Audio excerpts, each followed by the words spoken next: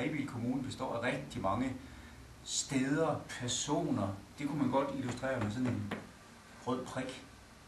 Her står du. Her er vi. Hvis man så begynder at undersøge den lidt, hvad er det for noget? Hvem er her? Hvad er der nede under? Eller hvad er historien bag den her? Kan vi fortælle den historie? Kan vi gøre den spændende? Kan vi lære noget om os selv? Kan vi formidle, hvad det er for et sted, vi bor? Måske finde ud af, hvorfor vi overhovedet bor her. Hvad sker der? Så synes vi kom langt med at kigge på Kulturpunkt Rebild og de røde prikker, som vi består af.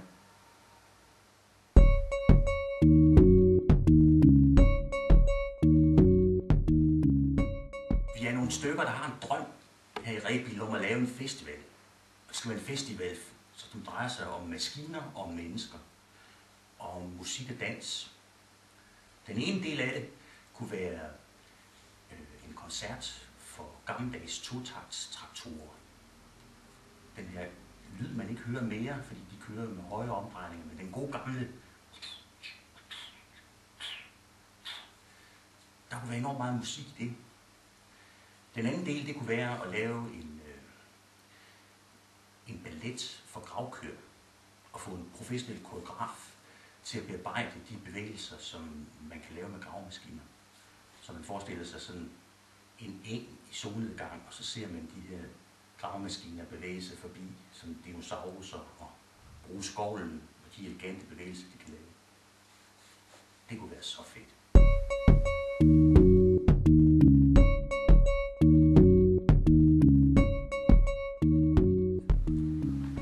Jeg forestår et projekt, der hedder Levendegørelse af kulturmiljøer. Jeg holder rigtig meget af kulturmiljøer. Vi har faktisk rigtig mange fine kulturmiljøer i Rebild Kommune, og nogle af dem ligger over ved Tænkbæk. Og det der ligesom projektet, det tager sin udgangspunkt. Altså vi prøver at lave nogle events over ved Tænkbæk. Jeg kan lige nævne en række kulturmiljøer, vi har derovre. Vi har et tilbage fra kæmpertiden, hvor nogle historikere de mener, at kæmperne drog ud fra Hymersborg. Den ligger lige ved siden af Tænkbæk. Ja, faktisk der, hvor Regan Vest ligger i dag, og det kommer lige tilbage til.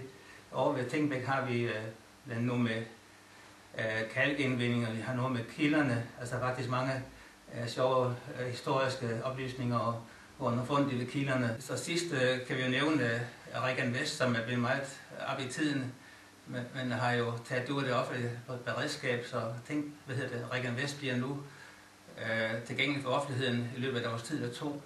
Og der er vi i gang med at få fat i en del forskellige mennesker, der har arbejdet med Regan Vest, både ved at opføre Regan Vest og ved at arbejde derinde. Og vi vil prøve at samle alle de her mennesker, prøve at få nogle gode historier. Hvad er det for nogle sjove ting, der er sket derinde? Altså et anlæg, som har været holdt hemmeligt lige siden 1960'erne, og som først nu er begyndt at blive offentligt kendt. Så vi mener, der er mange gode muligheder for at kombinere det med at sige, at vi vil gerne være med til at sige, at her er nogle spændende kulturmiljøer, og så også få synliggjort dem, sådan at folk får lidt så meget fornemmelse af dem.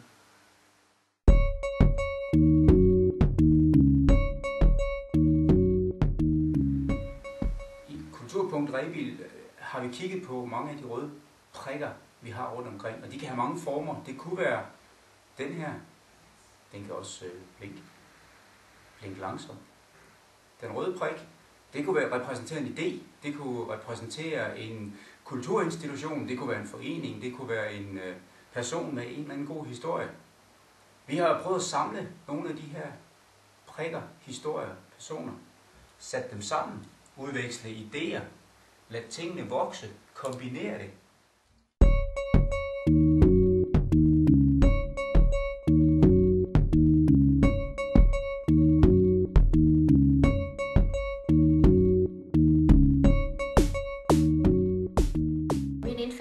Til Kulturpunkt 2013. Det er et landartprojekt, som vi startede op allerede sidste år. Med kunstnere, som kom udefra, og som havde netværk i flere forskellige lande. Det var en enorm inspiration at følge dem i den måned, de var her. Og på grund af, at de var her den måned, blev vi kunstnere i Rebild Kommune involveret i deres projekt, som så nu er vokset og forhåbentlig bliver endnu større til Kulturpunkt 2013. Det har været en oplevelse og en deltagelse, fordi man fik så mange input fra forskellige sider, og det er nogle input, som man mangler i det daglige. Det var meningen, at man kom her til kommunen for at lege, simpelthen. Ikke for at lave nogle ting, man kunne tjene penge på, men simpelthen, at man havde et fristed, så man kunne udvirke nogle forskellige idéer og sammen involvere sig i nogle større projekter. Og den måde, som de forskellige kunstnere arbejdede sammen på, hvor man startede i det små med en idé, men via pingpong med hinanden, fandt frem til nogle helt andre og større projekter, end de var startet med. Den var meget inspirerende. Det, der har været helt fantastisk med det Landart-projekt, som vi har gang i nu, det er, at det egentlig startede ganske småt med et lokalt initiativ, som så egentlig blev overtaget af nogle professionelle og bygget væsentligt større. Mantraet hos den nye gruppe, det var tænk stort, og det skal jeg love for, at de var rigtig gode til. Så fra at være et lille lokalt projekt, så er det egentlig vokset til et større projekt i år med de internationale kunstnere. Men i løbet af et par år skulle vi gerne nå endnu længere ud og have et væsentligt større projekt med endnu flere kunstnere med.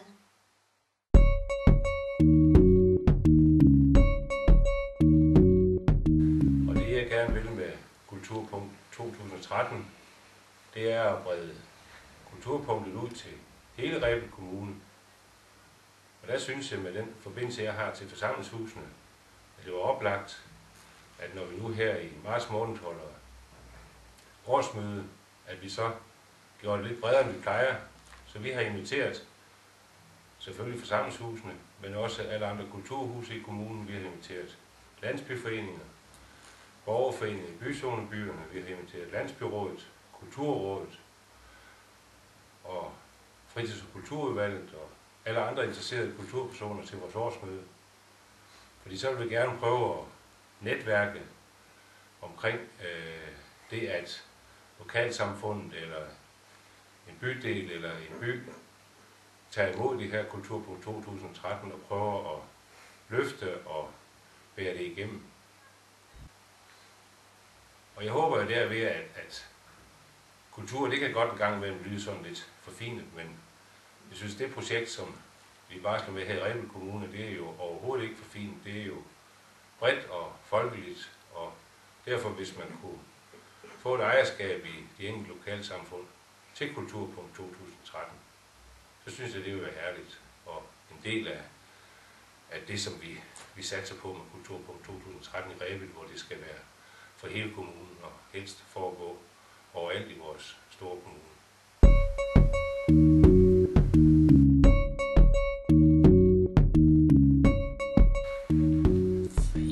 For lang tid siden, stenalderen kunne det være, langt tilbage, der mødtes vi rundt om en rød prik. Det kunne være et bål. Sidder omkring bålet og udveksler historier, snakker om, hvad vi ved og hvad vi ikke ved, og hvad vi gerne vil finde ud af. Gode idéer. Udveksler erfaringer. Det har vi altid gjort. Det gør man rundt i hele verden. Nu, vi laver ikke så mange bål mere. Vi har koncentreret det lidt. Samlet det. Der er mange steder, man ikke må lave bål i det hele taget. Så vi har samlet bålet. Puttet det i en ny form. Puttet varmen herned. Lagt låg på. Sætter os ned omkring varmen og snakker og udveksler erfaringer. Og for at huske, hvad vi kommer af, så har vi smidt sådan en lille rød prik på. Så vi mødes stadigvæk rundt om bålet.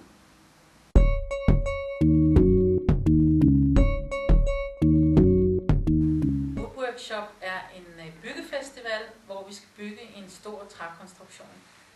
Vi vil inddrage unge studerende fra teknisk skole, vi vil inddrage studerende fra universitetet, og vi vil inddrage videnspersoner fra det lokale samfund.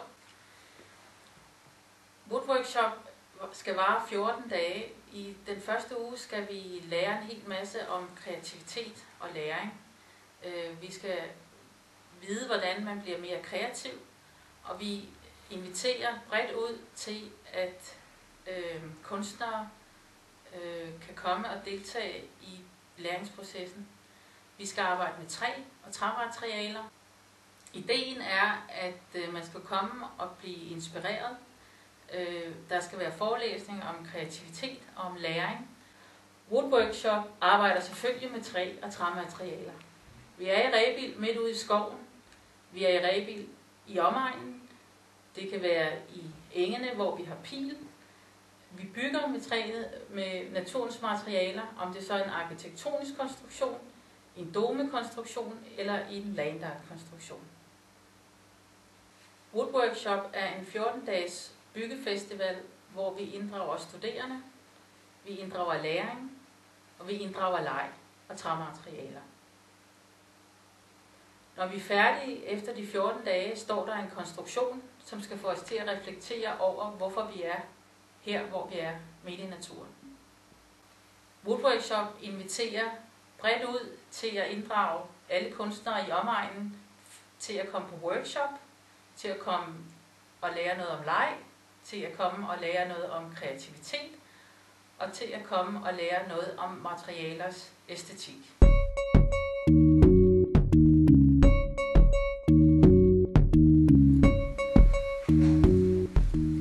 Alle andre steder, der kan man lave kulturnat i byen. Nu i Rebild, der har vi jo ikke så mange byer, men vi har noget helt fantastisk natur, noget af det flotteste i Danmark på mange måder, med en masse spændende kulturmiljøer. Vi har Ødekirke, vi har Ronskov, vi har Tænkbæk Kalkminer, vi har Stråtæk Museum ude i midt i Simested Ådal, en masse spændende steder. Og vi har også en masse personligheder, kulturting og kulturtilbud, ting som vi er gode til. Og der synes jeg, at det kunne være rigtig sjovt at kombinere mange af de ting der. Så jeg har gået med sådan en drøm om at vække eventyrene til live. Alle væsenerne fra eventyrene, gør dem levende.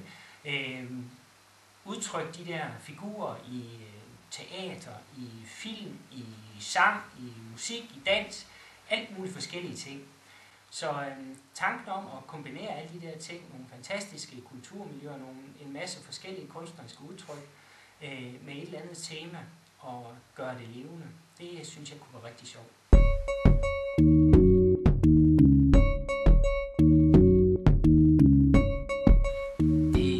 Enormt spændende at tage et kunstnerisk udtryk. Det kunne for eksempel være sådan et lille simpelt udtryk. Kombinere det med noget helt uventet. For eksempel kampsport. Og så opstår der et tredje udtryk. Glad og romantisk ballonklovn.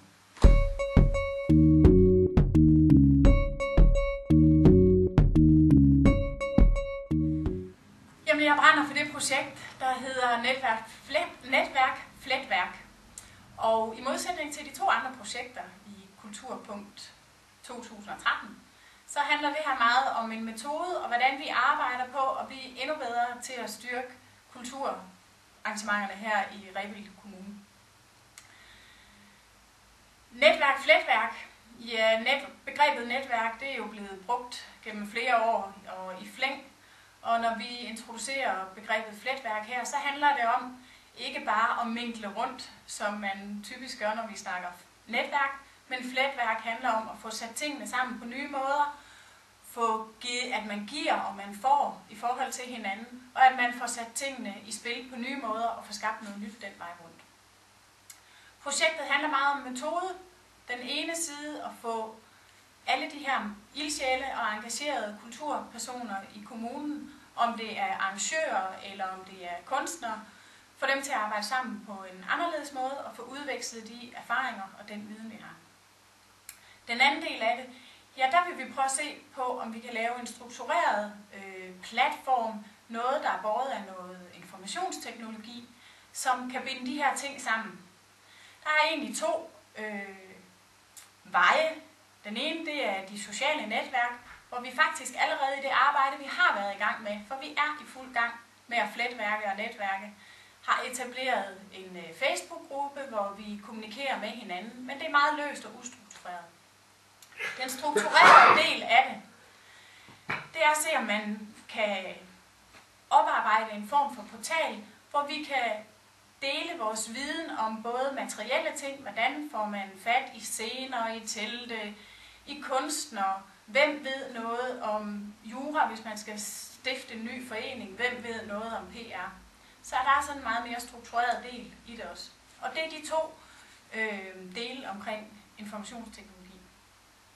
Så jeg håber meget, at den del af projektet her, der hedder Netværk og Fletværk, kan være kimen, der får de mennesker, der brænder for kultur i Rebild Kommune, til at hænge lidt bedre sammen, og kan få det til at vokse til nogle nye arrangementer og nogle nye tiltag. Og jeg synes faktisk, det der er gang i de to andre grupper, vidner om, at hvis man sætter ting sammen på en anden måde, jamen så får vi skabt noget, som ikke er set før, eller ikke er sat sammen på den måde før. Og det skulle gerne være interessant både for Rebild Kommunes beboere, men så sandelig også andre rundt om i Region Nordjylland.